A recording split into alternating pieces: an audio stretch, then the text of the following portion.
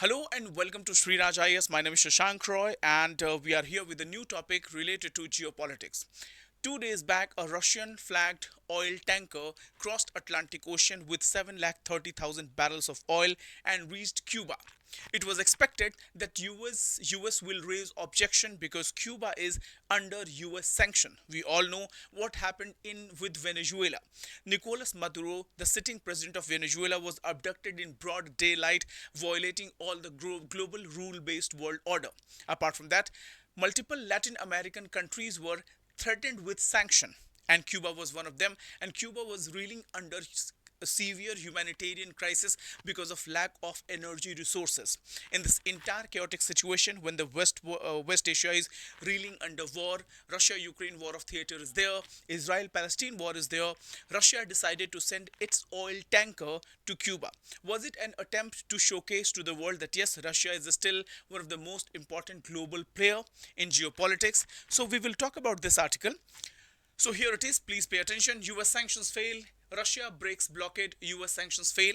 Now this is the UPSC syllabus integration, which talks about GS paper 2, GS paper 3 integration, US Cuba crisis, sanctions and geopolitics. In GS paper 2, this topic will be related to US Cuba relations, sanctions diplomacy and regime change. In GS paper 3, this will be related to energy security, economic blockade and humanitarian crisis.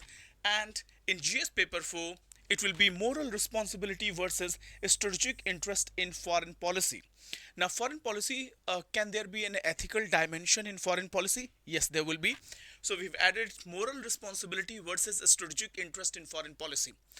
So here is the story. A Russian tanker carrying 730,000 barrels of oil, crude oil, reached Cuba after weeks of US restriction. Earlier, US had blocked shipment, diverted vessels, imposed strict energy restrictions. However, this tanker was allowed, creating a strategic contradiction. And Donald Trump is a bundle of contradiction. Now, the question is the ground reality in Cuba. Let's understand the ground reality in Cuba, and then we will explore some other dimensions related to this topic. Now, severe fuel shortage because of being under US sanctions continuously. Sanctions. US sanctions has weakened Cuba, a very small nation just 90 miles away from United States of America, and US always doubts Cuba because Cuba has always supported the communist regime, and that's why United States of America is always doubtful about Cuba and Cuba's leadership credentials. So here it is: severe fuel shortage leading to electricity collapse, and because of electricity collapse, the hospital, water supply and food system is completely collapsing. Fuel prices are rocketing, $35 per gallon in black market, which may not be affordable for the people, marginalized people. Now tourism is also collapsing, unemployment is rising, economy pushed into humanitarian distress zone. The credit goes to Donald Trump administration or the US. Core insight is energy is the life support system of modern civilization. When you choke energy supply, what happens? The entire civilization will be brought down or crumble down slowly and steadily. Now look at this one: historical roots. Why US targets Cuba? This is not for the first time. There is a strong timeline, historical narrative related to friction between US leadership and the Cuban leadership. If you go to world history NCRT, old NCRT books, you will read about Cuban Missile Crisis. We will talk about it. So here it is. This is the image of Cuban Missile Crisis. These are some of the images. So US Cuba tension dates back to Cold War era. Now we all know about Cuban Missile Crisis. What was it? Cuban Missile Crisis. Cuba is seen as the strategic threat which is only 90 miles away from United States of America. Again, it also supports revolutionary movement. So US is always concerned that Cuba might be under the influence of communist regime, or the Russians or Chinese, right? So US concern include harboring fugitives and supporting anti-US group. The same kind of allegation was leveled against Venezuela, and Donald Trump is trying to do a regime change in Cuba as well as in Venezuela. So the regime change has not taken place in Venezuela, but he has installed his favorite leader in Venezuela's government. So, evolution of the policy during Barack Obama, different successive US presidents have communicated or dealt with the Cuba. So, during Barack Obama, there was engagement and easing embargo. During Joe Biden, there was a partial rollback of sanctions, but Donald Trump came to the power and he maintained his hardline stance. He imposed sanctions and blockade, and thereby the Cuban economy is crumbling like a sand of castle. Now, what is US objective? US objective has always been to install the puppet regime, the regime which is pro USA, the regime which is pliant, the regime which cannot have a spine to retaliate or talk back to the United States of America. This is what they are trying to do in Iran.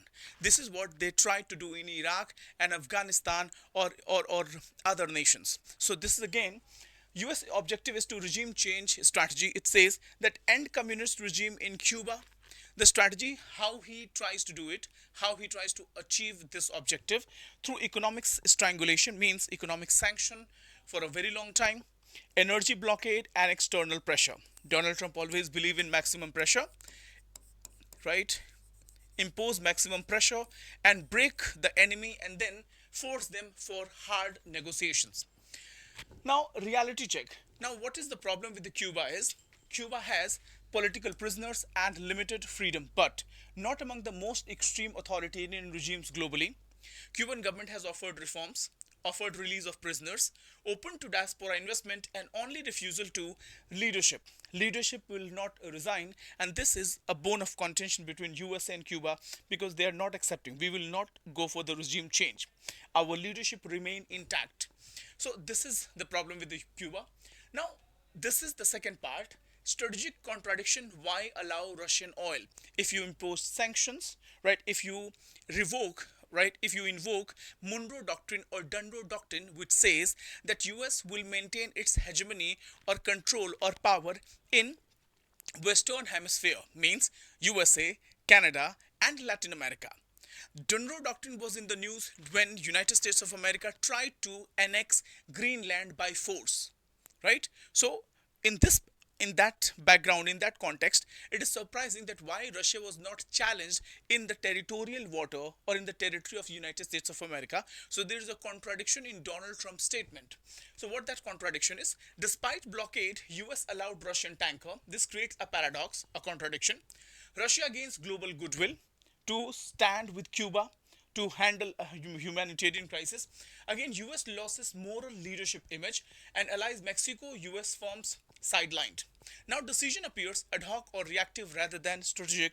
So, it shows the dual character, or the ambiguous character of Donald Trump. It also says that impact of oil shipment, 730,000 barrels will lead to, this is not a permanent solution for Cuba, but again, it created a cushion for Cuban economy, right? So it will not create a permanent relief, but again, 3 to 4 weeks of energy support was delivered by Russian tankers. It does not solve the structural crisis, long-term shortages. It only provides temporary stabilization window for Cuba. But again, something is better than nothing. So we must appreciate Russia's effort and also the USA not to raise an objection to this. Now, why regime change is difficult in Cuba? We all know that US government wants to change, they tried to topple the government, they killed Khamenei, and they tried to topple the government and supplant a pliant ruler in Iran, but it backfired, right? In the same way, they want to go for the regime change. They want Cuba to operate as a centralized state, I mean the vassal state or the subservient to US economy. So Cuba operates as a centralized state system with strong internal control, which will prohibit any kind of protest.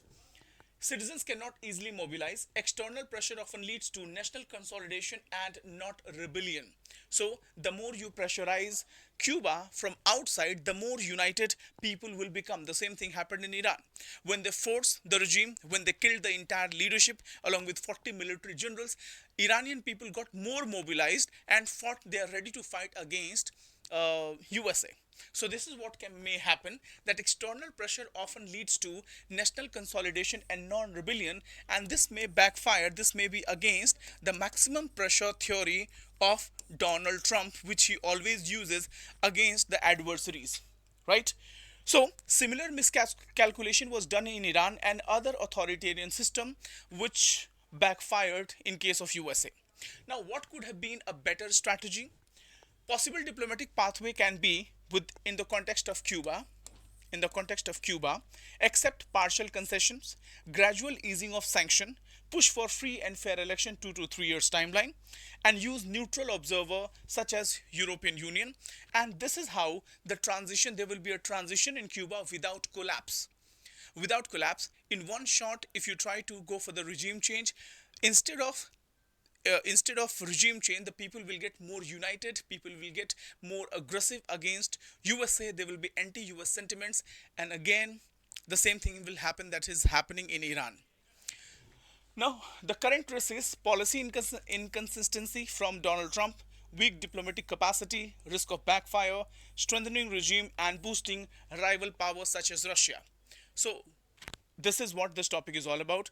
What are the global implications of this particular incident? The global implications are Russia's image, US image as a superpower is diluting, right? With every passing day, the kind of damage Iran has, inflicted on US military bases or US system or US allies, right? It shows it is reducing United States of America's power, image as a superpower.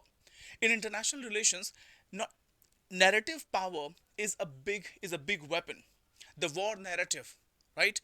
Perception becomes reality, narrative becomes reality, and we are fighting not only we are fighting war not only with the weapons, we are fighting the war of narrative of war as well, right? So here, rise of energy geopolitics. Russia is leveraging oil diplomacy and influencing expansion, because Russia has already lost its European Union market, which was getting the entire European Union was getting 40% of its oil from Russia. So now, with the turmoil in state of Hormuz, what Russia is trying to do, Russia is trying to maximize its benefit from countries in Southeast Asia, countries in Latin America.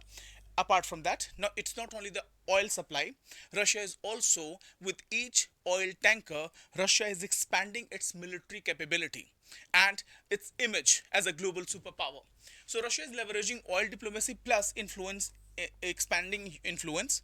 US is facing declining credibility and the smaller states are becoming battleground to great power rivalry. So this is what this topic was all about.